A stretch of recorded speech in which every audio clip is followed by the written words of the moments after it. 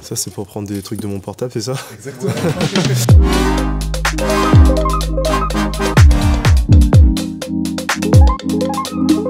Alors, Enzo Lefort, c'est un escrimeur. D'ailleurs, je reviens tout juste des Jeux de Tokyo, où j'ai décroché la médaille d'or avec mes coéquipiers.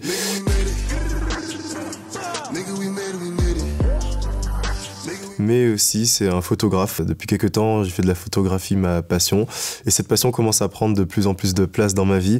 En ce moment, j'ai une exposition à la Montgolfière. Et entre-temps, j'ai sorti un autre ouvrage sur des photos de Tokyo. Et là, je suis en train de travailler sur un ouvrage sur les photos que j'ai prises à Tokyo pendant les Jeux Olympiques. Et en fait, ce qu'on aimerait beaucoup, c'est pouvoir transposer cet ouvrage en exposition. Mais pas une banale exposition photo, mais on voudrait faire une installation, enfin vraiment quelque chose de très immersif. Peut-être à la Gaîté. Peut-être à la Gaîté, franchement, ce serait un honneur d'exposer à la Gaîté, mais qui sait. Alors, sur Insta, je vous recommande de suivre, bon, je vais être chauvin, hein, ma compagne, qui s'appelle Kitsi Martin. Franchement, pour moi, c'est une inspiration au quotidien, dans le sens où elle fait 10 000 trucs. Elle a une marque de bijoux, elle a un concept de hip-hop yoga qu'elle a cofondé avec une amie à elle, Dani. Et en fait, sur son compte Insta, bon, bah, du coup, il y a beaucoup de nous, il y a notre famille, mais il y a aussi son travail où elle fait beaucoup d'upcycling. Donc en fait, c'est une marque d'upcycling de bijoux à la base, mais là, elle tend à se diversifier et elle fait de belles images à chaque fois. Donc là, c'est son compte perso, mais du coup, il y a aussi son compte qui n'est dédié qu'à son travail au niveau des bijoux. Et là, à chaque fois, c'est des photos hyper belles. Je trouve ça très inspirant. Et on a été amenés à collaborer souvent ensemble, dans le sens où j'ai souvent shooté certaines de ses collections. Et du coup, le deuxième compte que j'aimerais vous recommander, c'est le compte de mon ami Julien Soulier. C'est un photographe qui m'a inspiré à commencer la photo. En fait, il est venu me shooter avec un appareil. À l'époque, je connaissais pas du tout. C'est un Hasselblad 500. De moyen formant, en fait, je le voyais, il regardait par le dessus pour shooter. Et à l'époque, je faisais pas du tout de photos. Je me disais, mais c'est quoi ce truc? Comment c'est possible que des photos sortent de cet objet?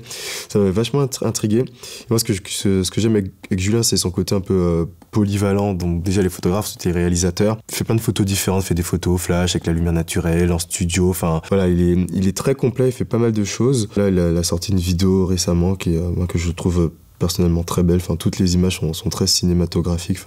C'est hyper beau. Il a un regard vraiment très sensible par rapport au monde qui l'entoure. Et en plus, c'est quelqu'un qui a plein de projets à côté. Il a monté sport-études. Bref, il fait pas mal de choses. Le troisième compte que j'aimerais vous recommander, c'est une amie.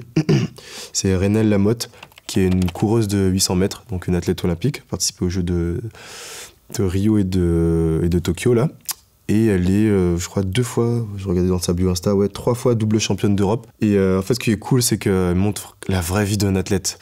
Dans le sens où, je sais pas, elle montre quand ça va, mais elle montre quand ça va pas. Je sais pas, quand elle a foiré une course, elle est capable de faire une story Insta d'elle en pleurs où elle explique ce qui a pas été, etc. Elle est hyper honnête, même son rapport avec le corps, parce qu'elle fait un sport qui est l'athlétisme, où le rapport au corps, c'est quelque chose qui est quand même très particulier, dans le sens où il faut être hyper sec, si t'es pas affûté, qu'on voit pas tes veines, c'est que t'as pas assez bossé, etc. Elle amène quelque chose de très frais, dans le sens où elle montre que elle est un peu comme tout le monde, quoi, que parfois elle a envie de craquer, de manger, je sais pas, de la junk food, elle le fait, que c'est ok, quoi. Donc elle apporte un truc très frais, que non, franchement, elle est sans filtre, et moi c'est quelque chose que j'arrive pas à faire.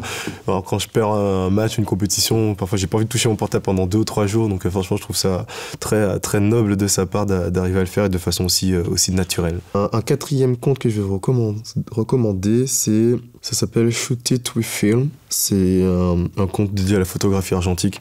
Et c'est cool, ils font des trucs... déjà, ils font un travail de curation. C'est pas mal, moi je m'en sers vachement comme inspi. Et après, ils font une newsletter, ça c'est très intéressant, où une fois par mois, ils donnent la parole à quelqu'un qui raconte un peu la façon dont ils shootent. Donc ça peut être des réglages, une façon, par exemple, de régler les ISO sur sa caméra, qui est pas forcément normale. Par exemple, quand on a une pellicule qui a 400 ISO, normalement on met le réglage à 400, parfois on peut sous-exposer, mettre le réglage à 200. C'est hyper intéressant, pas mal de choses dont je m'inspire. Et un cinquième compte que je vais vous recommander, c'est Camino TV. Je sais pas si, je pense qu'il y a pas mal de gens qui connaissent. En fait, c'est cool dans le sens où en fait, ils abordent pas mal de sujets différents. Le sport, à la base, c'est un compte Instagram dédié à la sneakers, mais ensuite, ils parlent de sujets comme la mode, le sport.